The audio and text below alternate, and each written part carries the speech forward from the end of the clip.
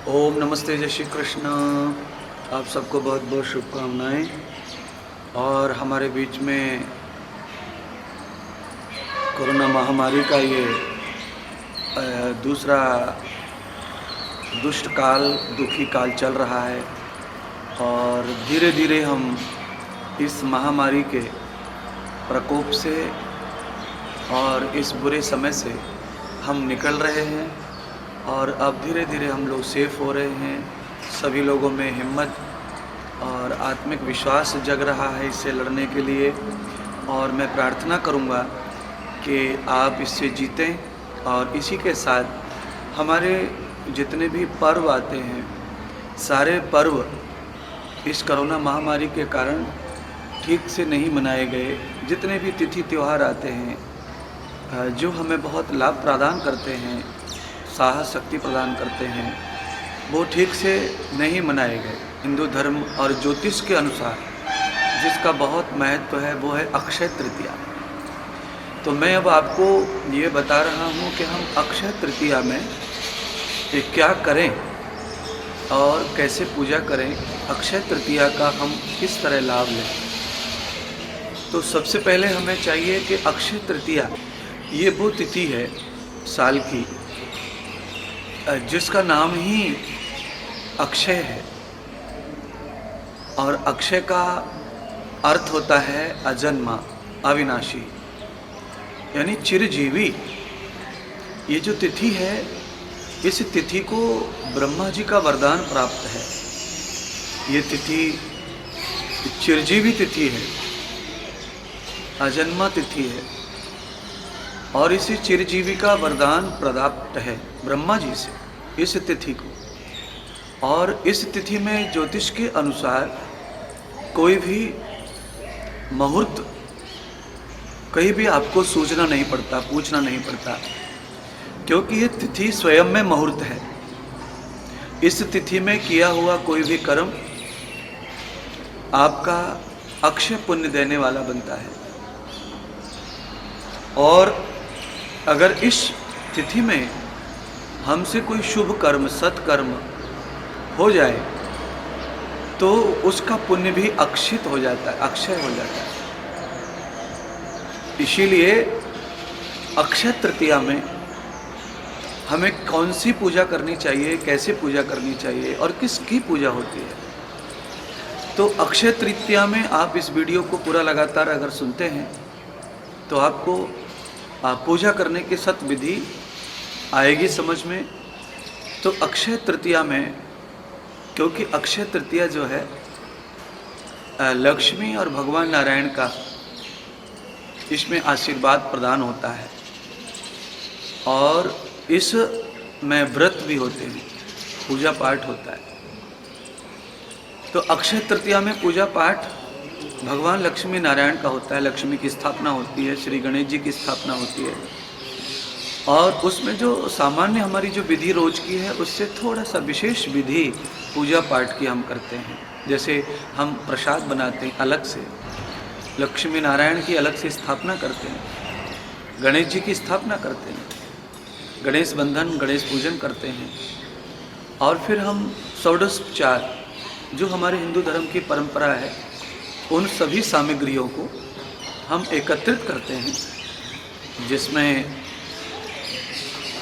अन्न के ऊपर कलश रखना, जल से भर कर के आम के, पान के पत्ते लगाना, नारियल रखना कलश पर और उसके ऊपर दीपक जलाना, और नहीं तो दूसरी तरफ दीपक जलाना, अनाज रखकर दीपक जलाना उस पर, और मिट्टी का दीपक जलाना। कुछ विशेषताएं हैं अक्षय तृतीया की पूजा की।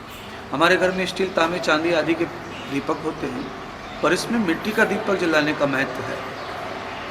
इसमें कलश पूजन करने का भी महत्व है और अन्नदान, अन्न का महत्व है। इसमें अन्न के ऊपर ही कलश रखें, अन्न के ऊपर दीपक रखें और किसी भी प्रकार का काला कपड़ा छोड़कर किसी भी रंग का कपड़ा चौकी के ऊपर बिछाकर उस पर गणेश आदि का आह्वान करें, लक्ष्मी, महालक्ष्मी का आह्वान करें, नारायण का आह्वान करें। और व्रत आदि यानी निराहार रहकर ये पूजा करने से हमें संपूर्ण अक्षित लाभ प्राप्त होता है। और सवाल अब ये उठता है कि ये व्रत, इसका लाभ कैसे, किसको मिला और किसने ये पूजा व्रत किया। तो पुराणों में एक कथा अक्षय तृतीया की आती है। महादेव नाम का ब्राह्मण अक्षय तृतीया का व्रत करता है, उपवास करता है और विधि विधान से संपूर्ण व्रत, उपवास, स्नान आदि से पूर्ण होकर इस पूजा को करता है। और पूजा को करने के बाद अन्न प्रसाद में अन्न, भोजन, अन्न कहते हैं जिसे, फल, वस्त्र, सोना, गाय, ये संपूर्ण विधियों को भगवान को अर्पण करता है। और जब ये संपूर्ण विधि अर्पण करके चढ़ाए हुए संपूर्ण पदार्थ को फिर वो यथार्थ ब्राह्मण को, भगवान के भजन में रत रहने वाला, भगवान के भजन में रुचि रखने वाला, तब जब संयम, दान, पूजा, गौ सेवा करने वाला ब्राह्मण, उसको वो दान करता है। ऐसा करने से उस महादेव ब्राह्मण का सर्वदा कल्याण होता है और उसे अक्षित फल प्रदान किए जाते हैं। उसके पास में संपूर्ण धन ऐश्वर्य की वृद्धि होती है और एक समय फिर वो महान दातार बनता है, दानी बनता है और बहुत बड़ा ऐश्वर्य राज्यों से प्रदान होता है महालक्ष्मी की कृपा से। और उसका किया हुआ जो दान था वो अक्षित हो जाता है, चिरजीवी हो जाता है, कभी न नष्ट होने वाला वरदान उसे प्राप्त हुआ। ऐसे ही इसी में साउथ में एक और कथा जुड़ी है धर्मदास नाम के व्यक्ति की। धर्मदास अपने परिवार के साथ में इस व्रत को करता है। धर्मदास अस्वस्थ रहता है और अस्वस्थ होकर भी उसके यहाँ घर चलाने की भी सहमति नहीं होती है, साधन नहीं होते हैं, तो भी वो किसी से सुनकर के, प्रभावित होकर के इस अक्षय तृतीया के पूजन को करता है। और अपने परिवार के प्रताड़ित करने पर भी वो इस पूजा को करता है, व्रत करता है और कलश स्थापना, दीपक स्थापना, गणेश, लक्ष्मी, नारायण की स्थापना करता है। और ये सब सामग्री पेट काट करके भगवान के चरणों में अर्पण करके फिर ब्राह्मण को यथायोग्य दान करता है।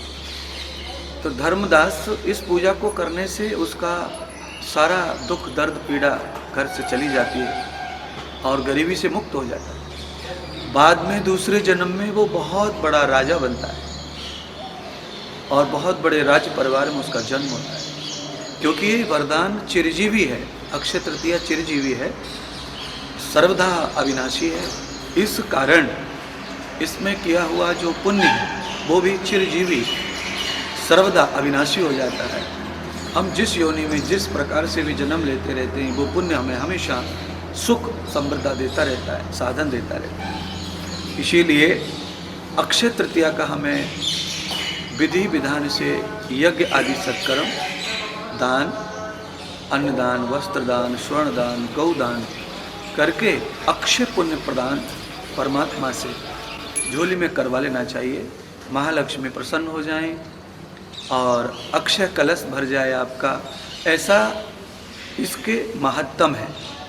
तो अक्षय तृतीया में करें व्रत, उपवास, पूजन, दान और अक्षय और चिरजीवी पाएं सम्मान, सुख, समृद्धि, ऐश्वर्य, राज्य, पाठ। जय जय श्री